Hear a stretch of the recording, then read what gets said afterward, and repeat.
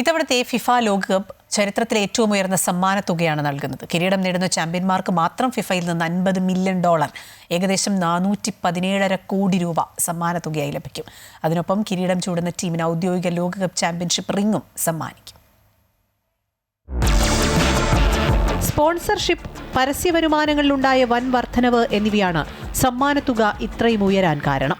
2026 ലോകകപ്പിൽ ആകെ $655 million സമ്മാനത്തുകയായി FIFA നീക്കിവെച്ചത്. ടൂർണമെന്റിൽ പങ്കെടുത്ത ടീമുകൾക്ക് മറ്റു ചിലവുകൾക്കായി നൽകുന്ന തുക കൂടി ഉൾപ്പെടുത്തുമ്പോൾ മൊത്തം സാമ്പത്തിക പാക്കേജ് $871 മില്യൺ വരും.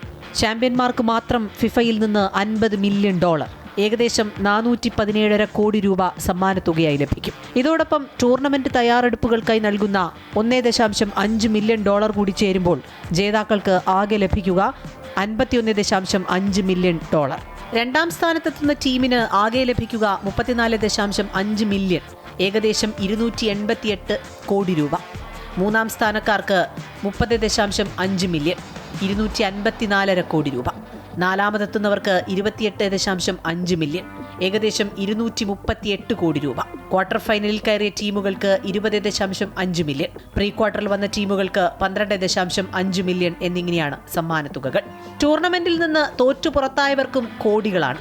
ഗ്രൂപ്പ് ഘട്ടത്തിൽ തന്നെ പുറത്തായ ടീമുകൾക്ക് ഇത്തവണ വൻ തുക ലഭിക്കും.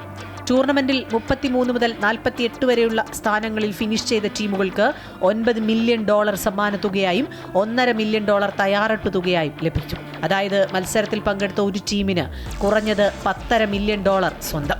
ഇപ്പോഴത്തെ നിലവാരമനുസരിച്ച് ഇന്ത്യൻ രൂപയിൽ 87.67 കോടി രൂപയാണിത്. അതേസമയം 96 വർഷത്തെ ഫിഫ ലോകകപ്പ് ചരിത്രത്തിൽ ഇന്നുവരെ കാണാത്ത ഒരു വൻ പുതുമയ്ക്കു കൂടി സാക്ഷ്യം വഹിക്കാനൊരുങ്ങുകയാണ് കായിക ലോകം. കിരീടം ചൂടുന്ന ടീമിന് ട്രോഫിക്കൊപ്പം ഔദ്യോഗിക ഫിഫ ലോക ചാമ്പ്യൻഷിപ്പ് റിംഗും സമ്മാനിക്കും. അത്യപൂർവ രൂപകൽപ്പനയുള്ള ഈ ചാമ്പ്യൻഷിപ്പ് റിംഗിന്റെ ഒരു വശത്ത് ഫിഫ ലോകകപ്പ് ട്രോഫിയുടെ രൂപമുണ്ടാകും. Sports desk, Amrita TV.